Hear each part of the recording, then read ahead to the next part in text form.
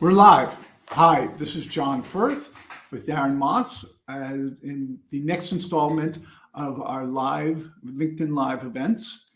This one is Are you insane or are you just an entrepreneur? It's about the myths and the realities of being an entrepreneur. And Darren has lived through this. We're both living through it again now, more as solopreneurs and entrepreneurs per se.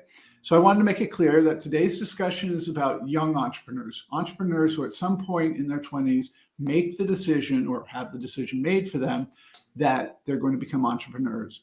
The other phenomenon is entrepreneurs, people who become entrepreneurs when they're over 50. So it's called suddenly 50, suddenly, over 50, suddenly an entrepreneur. And that's going to be in 2 weeks. But I'd like Darren to introduce himself. Most of you know me. I am a coach for CEOs and their leadership teams. I did work for corporate America or large corporations companies until about 8 years ago, when I decided the small and medium-sized business area was far more interesting and a lot more lively than working for corporate America or corporate world, anything. So Darren, why don't you introduce yourself?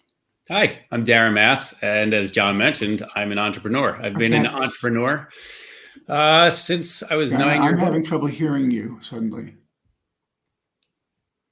Okay. Try this. Better? Hello? Let me make a check to see if it's just me. Okay. Hello. Oops, I've lost you. Not a great day without a technical limitation. Okay. All right. Better? No, I still can't hear you. Okay. Are you on mute? No, you're not on mute. I am not on mute. Do you want to come back in? Sure. Yeah, why don't you come back in? I'll entertain them. So sorry about that. So sorry about that. I think Darren, something happened to his sound.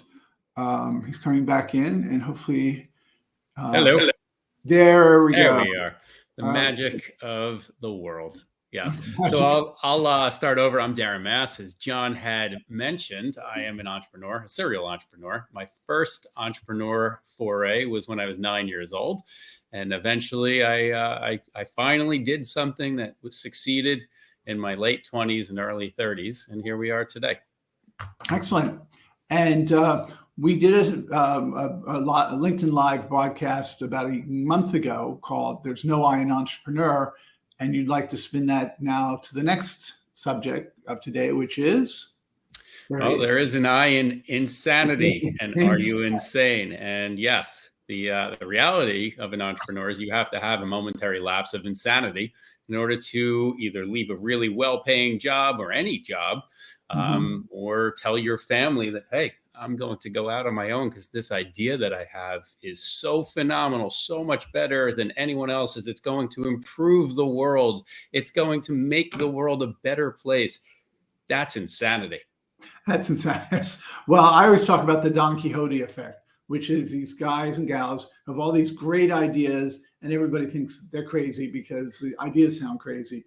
But the difference between Don Quixote and a successful entrepreneur is an entrepreneur knows how to take the idea and then turn it into something. Although Don Quixote did have Sancho Panza by his side. True. Right. So he wasn't a loner. And we did talk about how there's no I in entrepreneur. Right, exactly. We'll go back to the whole question of what is a myth and what is reality. But let's talk a little bit about your experience and your momentary lapse of sanity that turned you into a very successful entrepreneur. Yeah, I would say it was a momentary lapse of reason. Thank you. All right, good. Yeah, so I had the entrepreneurial spark, at least for the last company that I had. I woke up in the middle of the night out of a dream and had the name, had the vision all in my head. And that moment, I realized that I'm insane. Everyone around me that I told, my family, my friend, my mom, my dad, why would you quit this really awesome job you have? You're at X position and you manage people and all that. And I didn't see any other risk. I didn't see any failure. I didn't see any setbacks. And that cloud of reason that comes over the normal adult brain didn't exist. That to me is what brings the insanity portion into being an entrepreneur. Yeah, and I think that's exactly it. When you're young, you haven't even learned what it means to be reasonable, to weigh different risks, to be careful about certain things. You probably don't have a family yet. You may not even have a I piece had a of dog. property. Yeah, a dog. Yeah, Yeah. I didn't even have that when I started out as a solopreneur, and now I'm a solopreneur. You have a mindset. I want to go where I want to go, and That's a correct. mindset that why not? Why shouldn't I? Why That's shouldn't I do it? that's a bit of naivete or a chutzpah. Right. It's as we get older, we have learned behavior, and that learned behavior really embosses or embellishes fears of failure, fears of embarrassment, fears of vulnerability and not succeeding. And that can hold you back from really jumping out off of the ledge to being an entrepreneur and starting that thing that you really want. So with my example, I have a few people in my family that were entrepreneurs, my grandfather, my uncle, my father even. And I had called my uncle up after my mom told me that I was insane for quitting this great job that I had. And my uncle had said to me, listen, you are not 30 yet. By the time you turn 30, if you don't embark upon your idea, your dream, you are going to wonder what if, and you will regret it for the rest of your life. Right. And it was those words that I took to heart, and he was right. And if I didn't jump off that ledge to start my business, I would never have achieved what I truly wanted to achieve. And that was, the myth of being my own boss or being that entrepreneur and creating something that was really special in the industry that I was in. Although that in itself has generated a myth, which is that you have to be an entrepreneur by 30 to be successful. The fact is that there are more people over 50 who are entrepreneurs. Now, success is all about how you define success. But in terms of the number of people who are trying to build something of their own, over 50, there are more of us over 50 than under 30. Well, I would say today, based on the last 2 years' experience, there are more entrepreneurs than ever before. People who are working from home, had a great concept or idea. Dare I say, some, if not many, are moonlighting, still getting paid from their existing company while they work on their other idea. It happens, but I think now more than ever, there is a great opportunity to go out on your own with the flexibility of not having to bear certain expenses as in the past. When I started my business, we had to have an address. You had to have an office. You had to have a conference room. You had to have a telephone system with telephone numbers. You had to have lots of things that cost a lot of your capital, to take up capital. Today, you can start a business just out of thin air. Poof, there is a business. Right. And your address can be either a co-working space or you don't even need an address. Yeah, in fact, I've come across lots of new startup businesses that don't even have a phone number. So do you think that's crazy? But it's I know. That's the way the world is today. We can communicate. I have trouble dealing with, but quite honestly, I don't answer any phone right now that the phone number is not one I recognize immediately. Same, and I think most people are like that. But even in business, though, it's a lot faster and easier to connect over messaging apps or chat bots or what. Absolutely. So you brought up a couple of things that are myths. I'm very interested in the one that that you brought up, is that entrepreneurs have to be confident. Is that a myth? Is that true, false? Entrepreneurs have to be confident, right? If you're not confident and you don't believe in what you are about to embark upon, that your idea is great or better than or an improvement to, then essentially you just have a concept and it has no chance to truly succeed. And yet, succeed being the operative word, because we do know of people who have generated a lot of cash flow, short-term made a lot of money based on charisma and their idea. The founder of WeWork, whose name escapes me right now, Adam Newman, I think. Yep, Adam Newman. And then Elizabeth Holmes being two prime examples of young entrepreneurs who were running after something that was a house of cards. Yeah, I would say there's another word we could use for them, but yeah, if you don't truly believe that what you have created or your concept is the best, then how can others believe it? Now, there is a concept that's, I would say fraudulent or Mhm, nefarious means, mhm, mhm. where you truly don't believe that what you're about to embark upon is the be all end all of the best product or Right, service, yeah, that's one. but you are manipulating others to believe in such, and that has a nefarious, you Yeah, know, I connotation to it. yeah, and I see, they were both under 30, so they fit the mold of what we're talking about now. I believe they actually truly believed. What they didn't understand is there's a difference between conviction and commitment and being open and vulnerable to possibilities that your idea has some flaws, as opposed to they believed that belief was a tunnel vision. You couldn't move from your basic idea, otherwise you weren't being true to the idea or something. They turned it out to be highly inflexible in the face of obvious feedback. That's a belief. That's a dogmatic belief, as opposed That's an insanity of being yeah, completely that's blind to reality, to believing too much in your own abilities, and not recognizing your own weaknesses and failures. That's a cultural challenge where you don't allow others to share input, and that kills the corporate nature or the feeling of culture within your company. mhm, But there was a line in the Elizabeth Holmes documentary where she said, "You have to fake it till you make it," right? And that mhm, is very true in any startup business. You have to fake it till you make it, or you have to act as if. I would walk around my office and say, we have to act as if we're a $10 million company. We need process, procedures. We need to appear mhm, bigger, because mhm. no customer would take their chance in bringing business or allowing us to work on their Right. business without that. But there's a difference. Faking Mhm. it till you make it and exaggerating the realm of reality is very different than creating a fraudulent con. Right. And in Exactly. those examples with those two individuals, they believed in their capabilities and abilities. They believed in what they were doing. They were right to fake it till they made it. But there is a line that they crossed where it crossed over into, now you're committing a fraud or a con, Right. and you need to take a step back. But as young people, so I'm perhaps more generous towards them. I think because they didn't know what they didn't know, and this comes to a myth, it was all about performance. The usual measures of performance were correct. They had investors falling over themselves. They were getting written up. They were highly successful on all fronts, except that their idea was inflexible and they couldn't read the tea leaves. They didn't have the maturity. Uh, and as I said, we're going to talk about over 50 people who are entrepreneurs after 50, where it's probably just the opposite, is they see all the risks and they know all the things that go wrong, and that paralyzes them.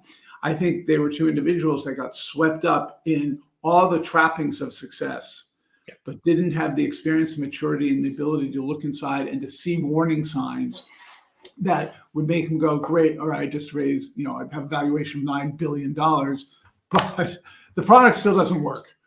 But you could say the hype got the best of them. Yeah, and they were just not mature enough to cut through that, Correct. um, which is another myth. Comes some myth. You talked about culture. That there's a myth that performance trumps culture as an entrepreneur. Yeah, I would say that's definitely a myth. You start a business because you want performance, right? You start a business whether it's for revenue growth or changing the world or doing something, noble and great. You still Mhm. need performance. Right. And you can't have a great culture if you don't have great success. Nobody wants to feel great about being on the losing team, Right. Absolutely. Yeah. right? So performance, you can derive a great culture from exceptional performance. Mhm. You can only be the cheerleader of a failing company for so long before your employees start feeling that pressure as well. Yeah. Um, which will bring me to another point, which is, I think, stuck between myth and truth. But yeah, I think Travis Kalanick with Uber is a perfect example. He started out with a very aggressive no prisoners, or what is it, take no prisoners culture. And when they grew to be 12,000 employees, he hadn't thought through what it means to be a large company. And he still had this small company attitude, and things just started breaking and burning. I mean, there were lawsuits for workplace harassment. There were municipalities that got freaked out because of these behaviors. The culture had not grown up with the size of the company. Well, that's a classic case of being too big for your britches. Yeah. Right. Where essentially, just because you started the company, just because you grew the company, doesn't mean you're the experienced one when the company changes and morphs. When your company goes from private to public, that's a very different world, different entity, and requires a new change in management, or at least the board that can oversee the company as it grows into that next iteration. Right. Very different world there. And unfortunately, the ego sometimes comes into play when you're an entrepreneur seeding an idea. It grows up into something big.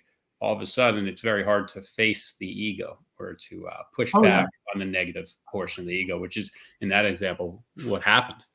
Right. Which is, again, this whole thing about being over 50. Many people start as entrepreneurs, have been highly successful in companies other than their own.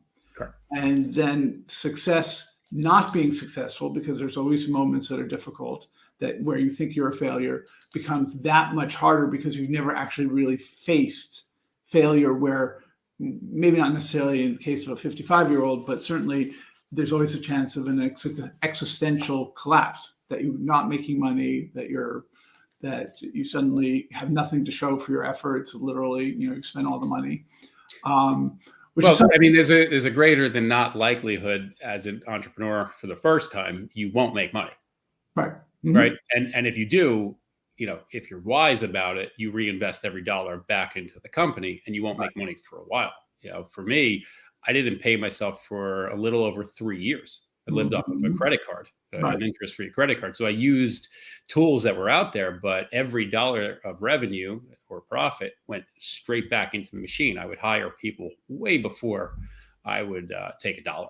Yeah, now you bring up a very interesting point. My work with entrepreneurs, the number one moment where I get worried about them existentially and the company's existence is when they say, I have a month left and then I can't pay, I can't pay my employees. That is a very scary moment. Probably the scariest moment, I would think, for any entrepreneur, is when suddenly you realize what sort of a short leash you're on. An incredibly short leash. I mean, you need to have a good, healthy amount of runway in your personal life as well in your business life.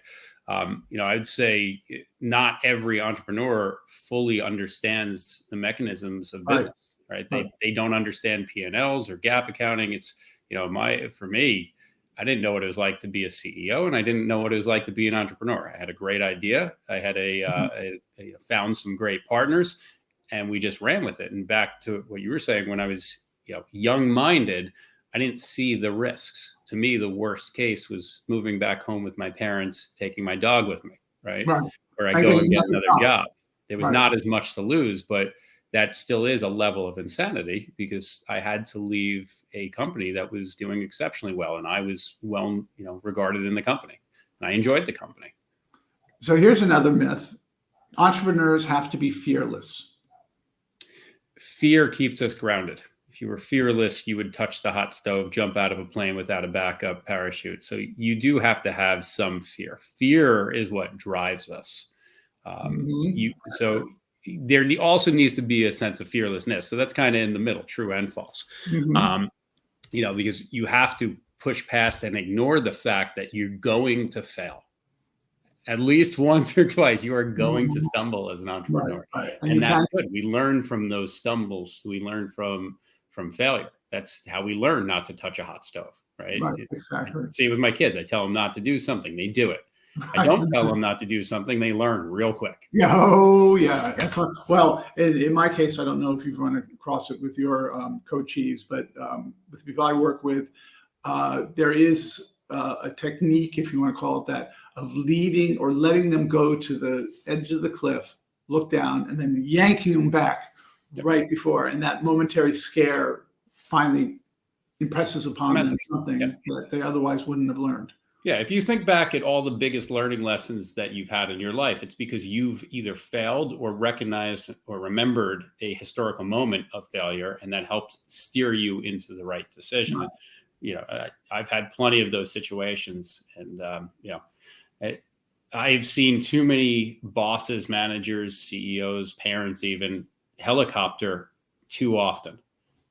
And you know, when I coached these helicopter bosses, I ask them a simple question of, do their employees live up to their performance expectation? And the answer is always no. Right. Oh, absolutely. If that's now, cash flow is the single greatest fear-making. This is the single greatest fear-making event. But I think the light goes off for most entrepreneurs when they get it.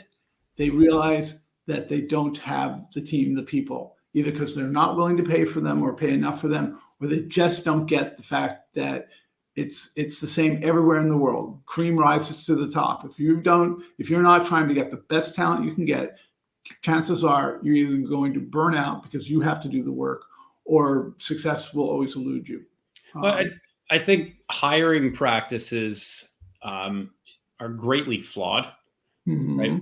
We need to start looking at not always hiring the best person, right, or that with the most experience, but hiring the person with the right personality, the right person for the right role, and then some. And I think we make a lot of more hiring mistakes than wins in you know, across all businesses, small, medium, large, enterprise, fortune, etc.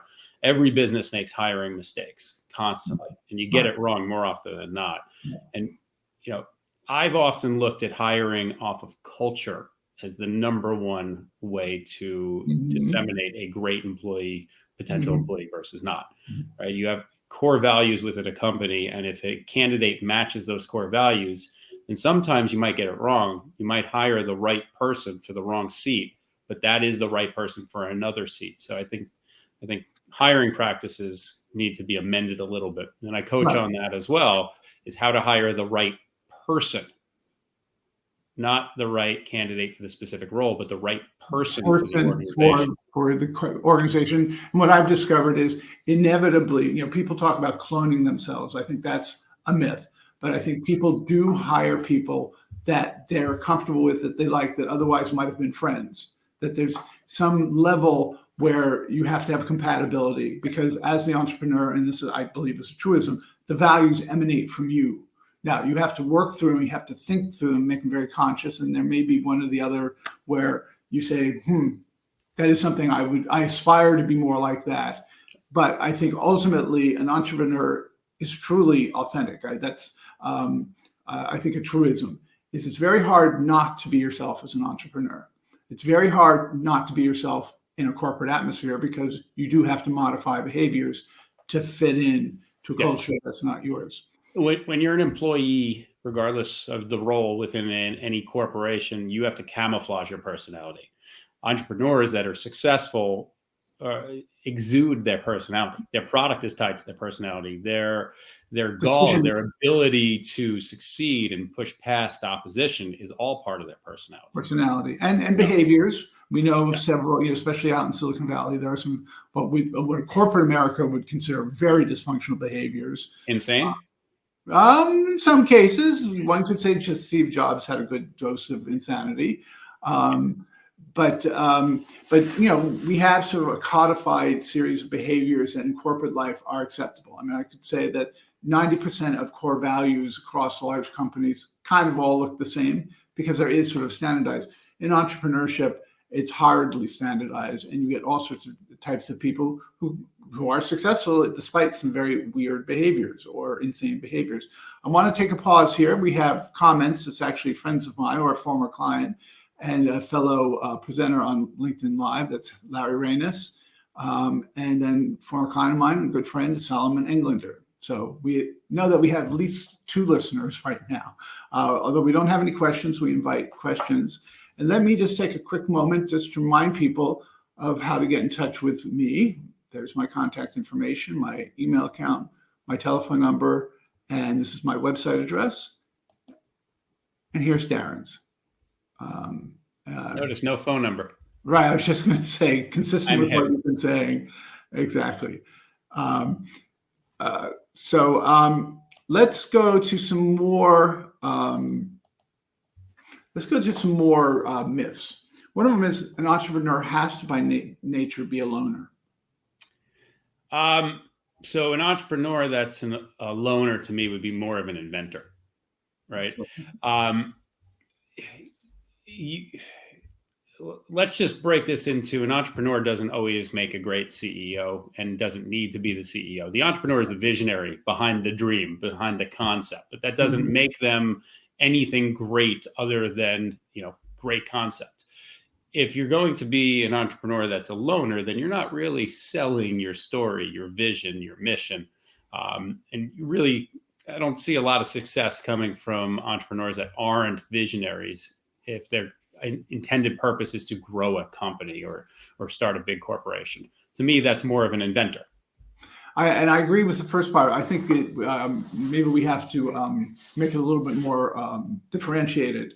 I think there are entrepreneurs who have a simple vision.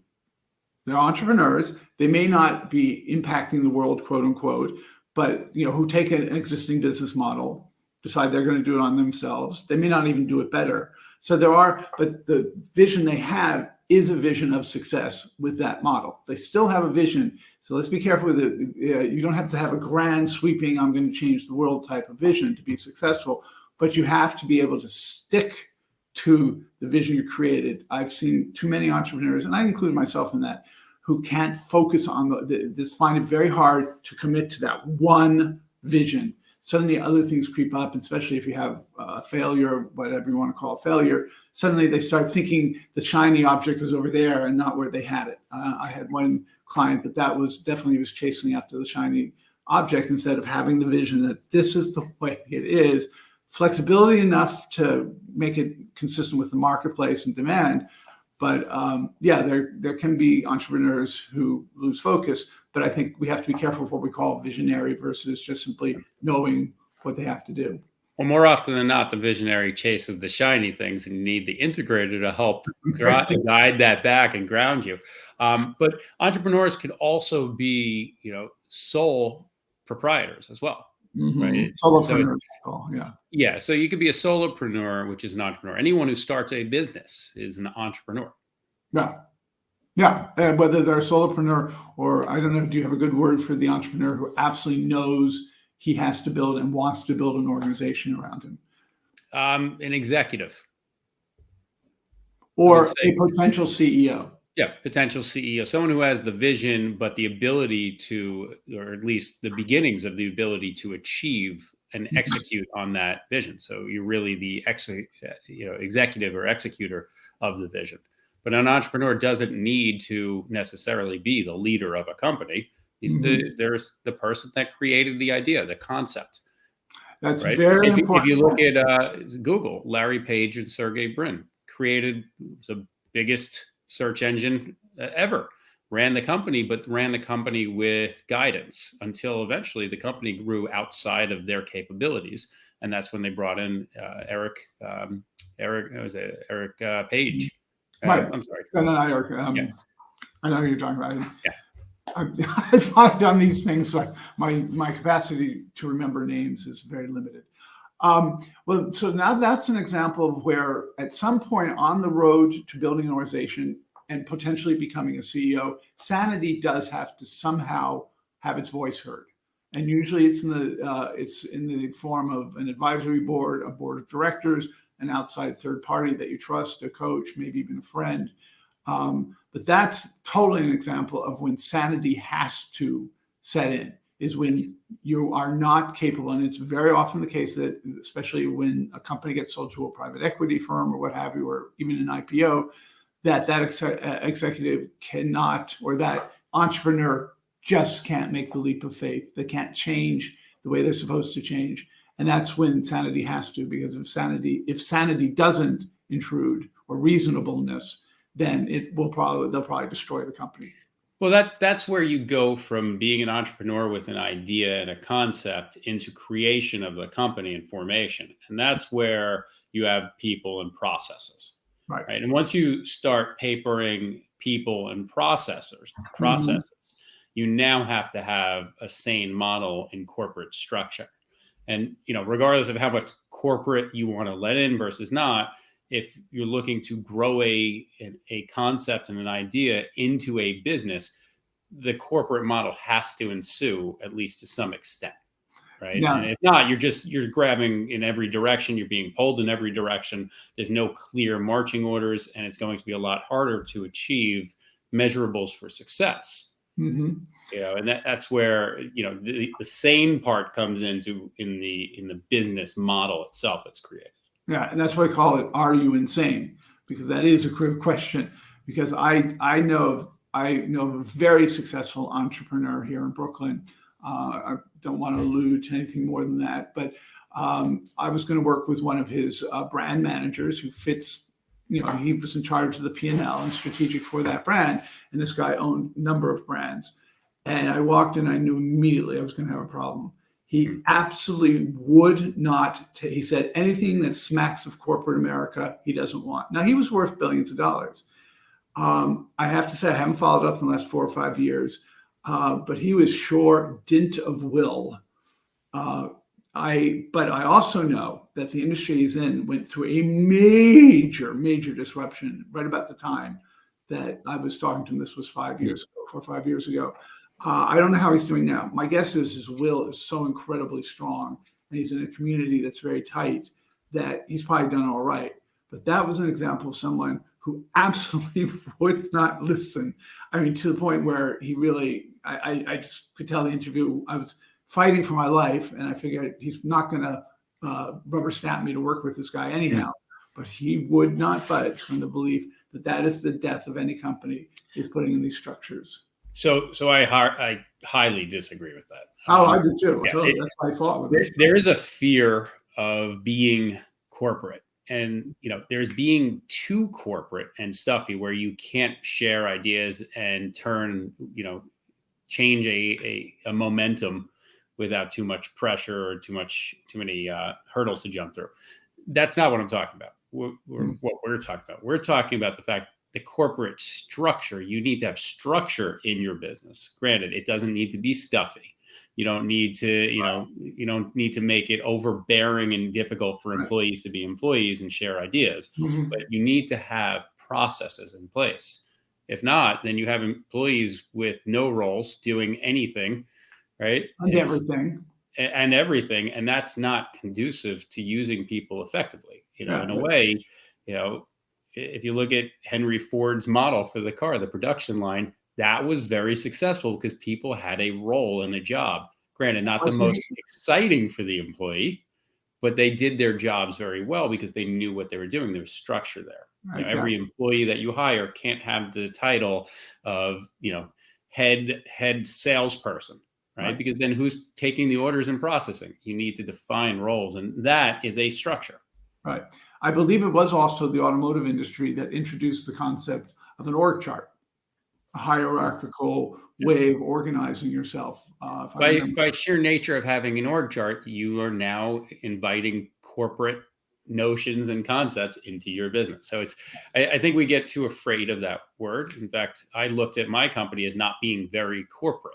We didn't want to be stuffy, but we still had processes and procedures for every role and every expectation. And we had measurables, and we had, an org chart, and we had employee reviews every quarter, because that's what you need to grow a company, to keep track on the progress, to keep people knowing what they have to do. Because employees without guidance will fail, right? Just like your kids, without guidance, they're not going to be productive members of society. They're going to be running around in the streets doing whatever they want.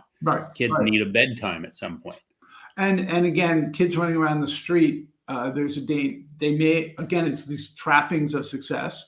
There's a great movie I love called Once Upon a Time in America by Sergio Leone, where really they stay scrappy and all sorts of crap happens to them, but some of them are successful. It's a movie, so it's a myth. That scrappiness, will, determination, hard work is the American ethos. But I believe it, but there is a reality that at some point you do have to get rid of the scrappiness to a certain extent and put in a structure that makes it look like you can't be scrappy. My best example of the war between structure and culture, and the belief that you're going to kill your culture if you put in too much structure, was when I was working for Brooklyn Academy of Music. It was a pro bono project I did. They're right around the corner. And I finally at one point got the argument down that they discovered on their own that putting in structure had nothing to do with culture. It wasn't going to impact them. In fact, and this was the key selling point, was putting in the right structures was going to make their life easier so they could do the sort of stuff they love. So even in creative industries, performing arts, which you think that must be the hardest to put in structure by nature of the chaos that creativity needs, even the team at Brooklyn Academy of Music suddenly realized that if they just had some structure and some processes, that they could actually do more of what they loved, which was the creative stuff, the fun sort of brainstorming and so forth. So we're sort of running out of time, depending on how long we thought this was going to go. What is a myth or myths that we haven't addressed yet that you think needs to be talked about? Well, we briefly talked about how an entrepreneur is not always the manager, the boss, or the CEO, and I think it's a really important one. And I've seen several businesses have some challenges and trouble, and with the pandemic disappear because the person who thought of the concept was also the one that had to run it in their head. Right. And I think ego gets in the way with that. It's, again, just because you have a great concept and idea doesn't make you the experiential one that's going to be leading and managing and holding people accountable. So I think that's one of the biggest ones out there is, you can invent an idea, but you should have people that can help guide you. And I think also that entrepreneurs do need to be loners is a big myth. I've always had consultants in my life and people that have, menteed or mentored me. And I do the same for others because you need someone to help guide you along the way. You don't know what you don't know. Right. And it gets you to a certain point, as you said, when you don't have experience and you feel invincible. But again, at some point, sanity has to come in. And that's in the form usually of an external person or persons who let you know where you could run afoul. And you also need to be held accountable. More often than not, a CEO or an entrepreneur turned CEO who has no partners is on an island of their own and no one to hold them accountable. And that's where they start meddling and chasing shiny things. Right. There is, you're not your own boss in a way, even though you are, you're not. You have accountabilities and you can't act that way because if you act that way, then you start meddling and getting too comfortable and complacent and start taking the company apart, going backwards. I've seen that happen way too often. Here's a myth that I just thought of that has affected some of my clients, which is entrepreneurs have to be unique and the ideas have to be unicorn ideas. They have to be. Not true. I think it's the concept for my telecom company is we're going to be the best known telecom company for customer service in the industry. How many companies in the world say they're great at customer service? Everyone. Name a single company that says we suck at customer service and we deliver. Or at least make that part of their value proposition. Right? Yeah. Everyone says that, but to do it is something totally and completely different and extremely challenging to do. Yeah. One last myth, which is that you have to be disruptive. Your idea has to be disruptive, which is sort of a takeoff on that, which is disrupt, as Bezos says, and I'm actually going to address it immediately because I wrote a book on that. Jeff Bezos said, more stays the same than changes in a disruptive moment or a disruptive company. And I think that's really true. Sometimes it's just a small little change to an existing business model, like making sure your customer service is great. It's a small thing to say and a big thing to do, but that little change, when everything else is the same, makes all the world difference in the world. Well, most of the successful companies that you know of or successful products are just iterations and slight improvements to another. Right. And that is, again, back to my telecom example, we were taking telecommunications and adding a layer of customer service to it. We didn't invent telecom. We didn't invent the wheel. We just supported it better. Right. So it wasn't disruptive by any means. Yes, when you have a disruptive change, there is a greater likelihood of becoming a mega business. But there's also a really great, in fact, the chips are against you, of failure, because the world might not be ready for the Apple Newton. Yeah. And I always think of Elon Musk as probably having the biggest disruptive concept out there. I mean, he wants to disrupt the car industry, the oil and gas industry, transportation industry. He took on some really big industries. And let's face it, industry, and he did. Right. He disrupted the industry, but with lots of backing and lots of marketing and lots of fuel and powder behind and personal sacrifice too. Yeah. We know moments where he truly acted insane. Now, if you're looking at Elon Musk as the example, is yes, Tesla became a disruptor in the industry, but how many Teslas prior were disruptors that failed? How many electric cars were out there? Right. You can say that the Prius, being a hybrid, was the original disruptor, and the Prius does have very good revenue numbers over the years. Right. So the credit has gone to Elon Musk as the disruptor, although he wasn't the disruptor. Right. Well, and it's disruptors failed before him. Usually, great disruptors are not the first movers. Correct. And again, I bring up the Apple Newton. The Apple Newton was the first PDA in existence. I had one of those pieces of garbage. Right. It barely worked. It was an awesome concept. Fast forward 10, 12 years, and you had BlackBerry devices. You had the Palm Trio and the Palm 5. Those were the disruptors that changed the industry and the way we go about daily work and organization. Right. But the Newton essentially put Apple in some real big hot water. They had to bring back Steve Jobs to figure out how to get past their blunder, their failure that almost took them off the planet. Although the real failure was firing him anyways. That was the real failure. That's a cultural dialogue about cultural mismatches and a person with way too much ego and insanity. Right, exactly. Well, awesome. I know we could talk like for another hour and a half on this topic.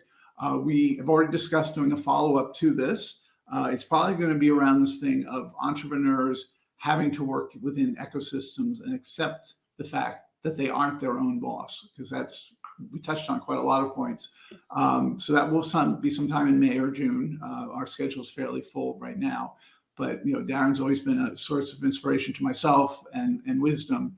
So, and I do know that there's a lot of interest in this broadcast that we're doing now. So we will be back, and everybody who's attended will be getting information about the next LinkedIn Live with Darren Moss.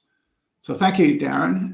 It was great. It got me now thinking, and I actually have to go on to my next meeting, which will require some creativity, but this has been awesome. Awesome. Well, thank you for having me. I enjoyed these. Yes, thank you.